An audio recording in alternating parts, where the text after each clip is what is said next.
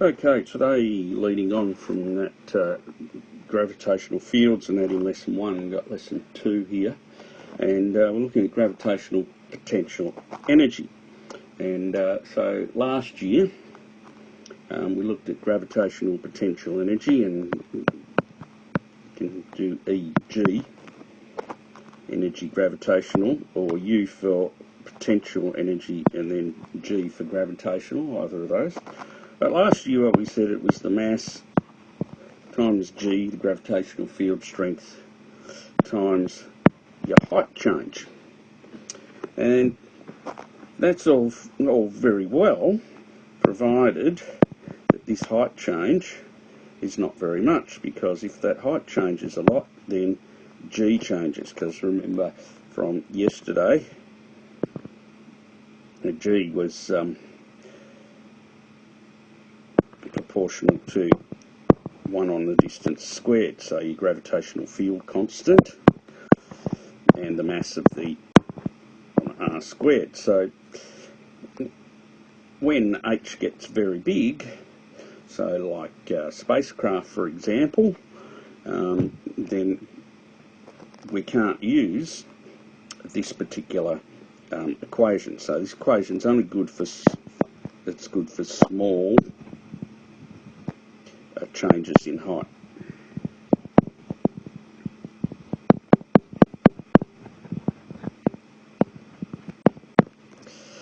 Alright, so what do we need to do? Well, what we need to do in this particular case is we need to look at a graph. So here's a graph that we need to use, something like this. So on the horizontal axis here, we've got the distance from the centre of the Earth, and this dotted line here, that's the radius of the Earth. Alright, so this is at the Earth's surface.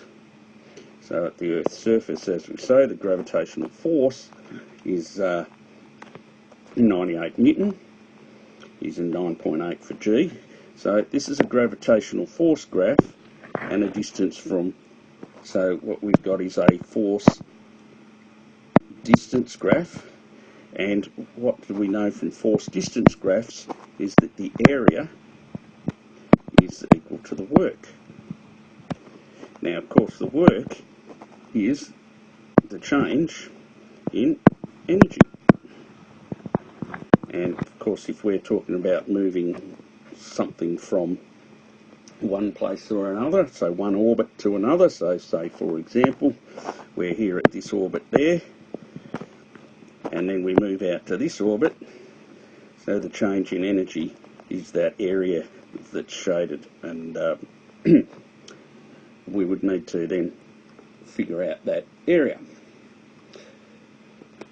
Alright, so there's a bit more in that. So how in your notes there about that, another different kind of way that it's written in explanation. So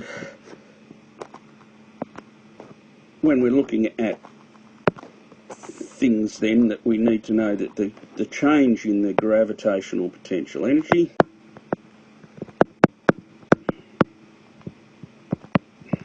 is equal to the area under the graph. Now, there's a couple of different ways. Now, this graph, of course, is a curve. There's a couple of different ways. One of them we can do is, if we know the equation, we can use calculus. Alright, but that's not in physics.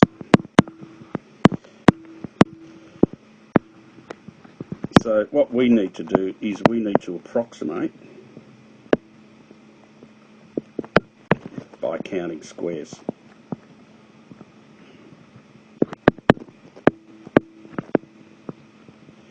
Alright, and then that doesn't sit well with some people because it's an approximate, but that's the technique that's used in this course, so you don't need to worry about, yes, it is approximate and you'd like to be a bit more accurate than that.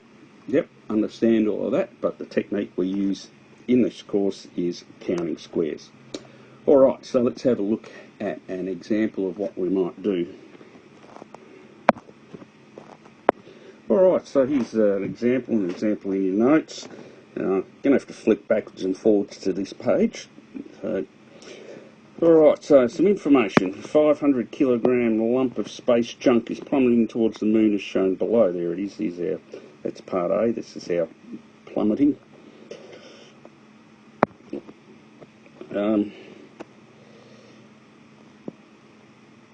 When it's 2.7 by 10 to the 6 metres from the centre of the moon, its speed is that. And we know its moon's got a radius here. Alright, so using the gravitational force distance graph above, determine the following things. So, first of all, of course, A, initial kinetic energy of the junk. Well, we don't actually need to use the kinetic energy of the junk to the graph for that, because hopefully we remember that kinetic energy is, so EK is a half mv squared, and it's a half, and the mass of it is 500, and it's going at 250 metres per second squared. We'll get our calculators out, and we come up with 1.6 by 10 to the 7 joule. That's how much kinetic energy it's got. Alright, the next thing, part B, the increase in kinetic energy. Alright, so the increase in kinetic energy is the work done.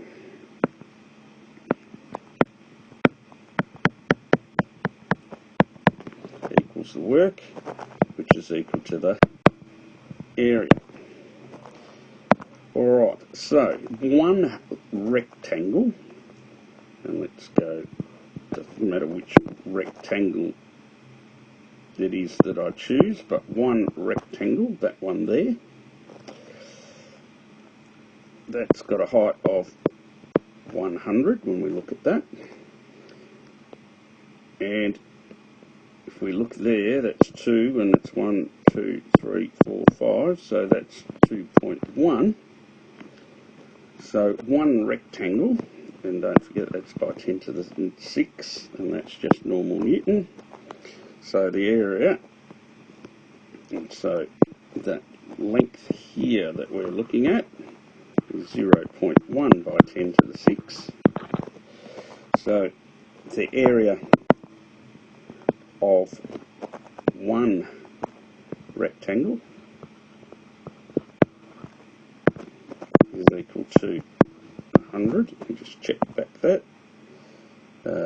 Yep, 100, not 110. 100 by 0.1 by 10 to the 6.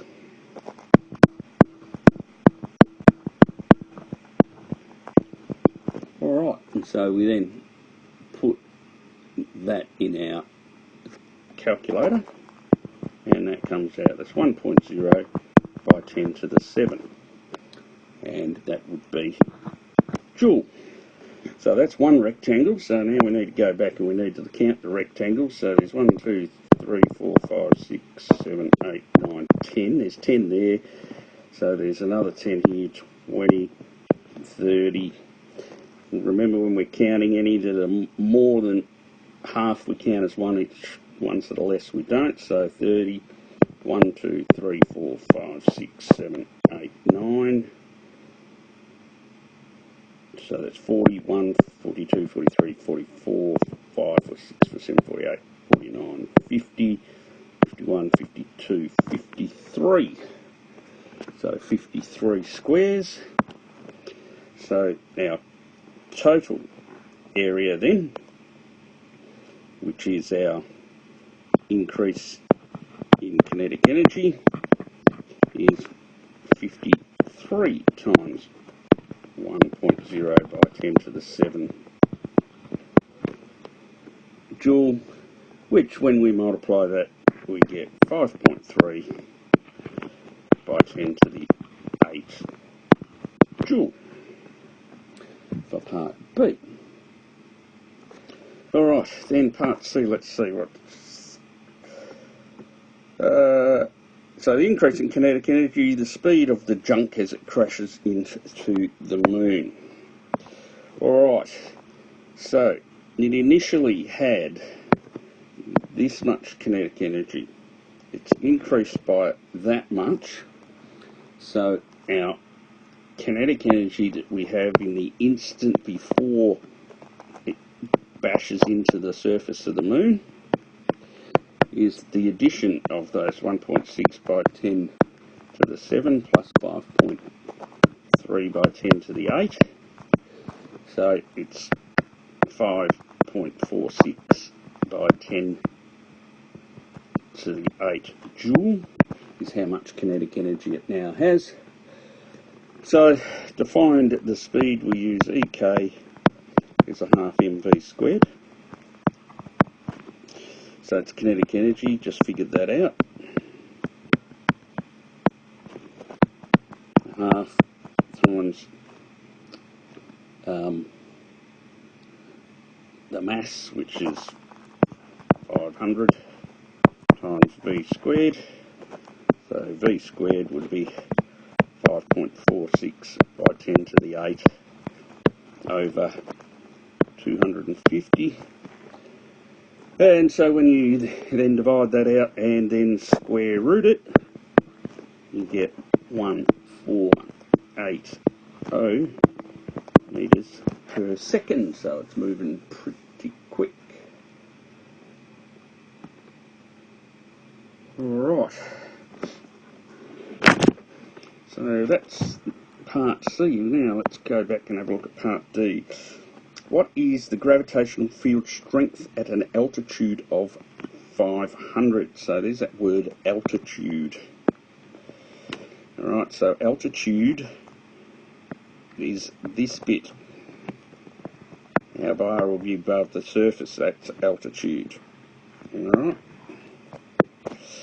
So, if we are looking at something that's 500 kilometres above the surface, so we've got our surface here and we've got our thing there that's 500 kilometres, which is 500,000 metres, and then of course we've got the radius of our moon, which I think we're given that information if we go back. Where are we? There we go, radius of the moon, there it is, under the orange, 1.7 by 10 to the 6. So 1.7 by 10 to the 6. So the radius of our orbit, so between there and there, radius of our orbit is 1.7 by 10 to the 6 plus the 500,000, and when you add those up,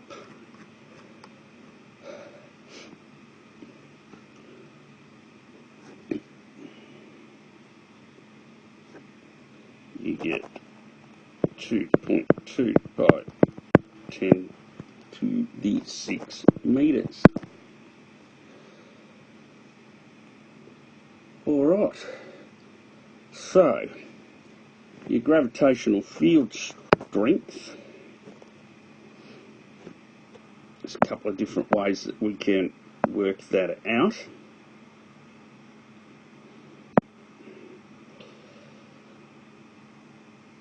And one of those is, I should have written that down, so our gravitational field strength is the force per unit mass.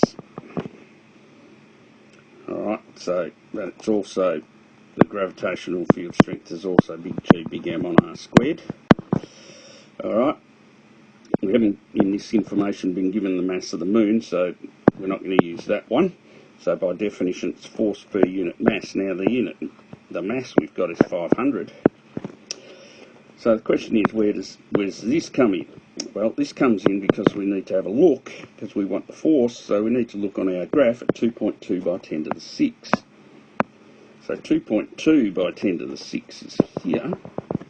So if we come up there, and then we go across here to there, that looks like 300, 400, 500 Newton. So there's 500 Newton.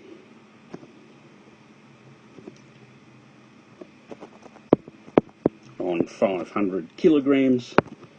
So our gravitational field strength at that point is 1.0 Newton for every kilogram.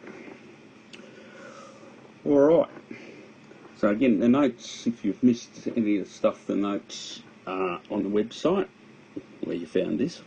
And then if there's anything in this that you not sure of, make sure that you ask. Alright, and then I'm more than happy to help you out with clarifying what you need.